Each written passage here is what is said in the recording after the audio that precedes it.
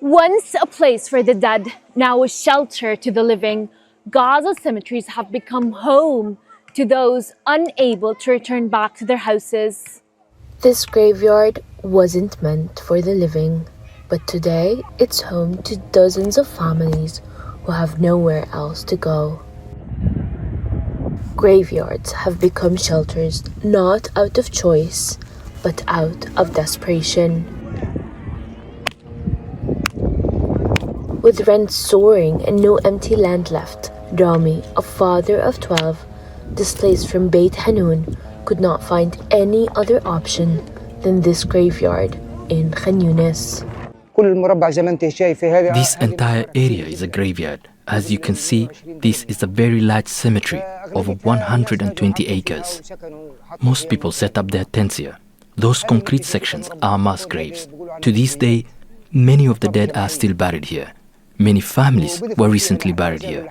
Sometimes we are asked to move our tent a bit to make room for a new grave. For parents, the emotional toll is heavy. The psychological trauma of war is made worse by having to raise children among tombstones. Sabah can't go back to her house even now, after the ceasefire took effect. We're all living in fear ever since we settled here. We're not just living among the dead, we're surrounded by flies, snakes, spiders, you name it. The children keep screaming at night, but we have no other alternative. We just can't wait to go back to our homes, although they are now in ruins. Graveyards, once sacred spaces for the dead, are now silent witnesses to a living crisis. No water, no electricity, and no privacy. Only the bare minimum to survive.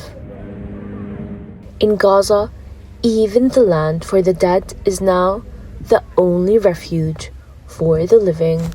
Palestinians were forced to pitch their tents here in a graveyard. It's ceasefire now, and those Palestinians do not have a house to go back to because all of their houses have been destroyed or beyond the yellow line.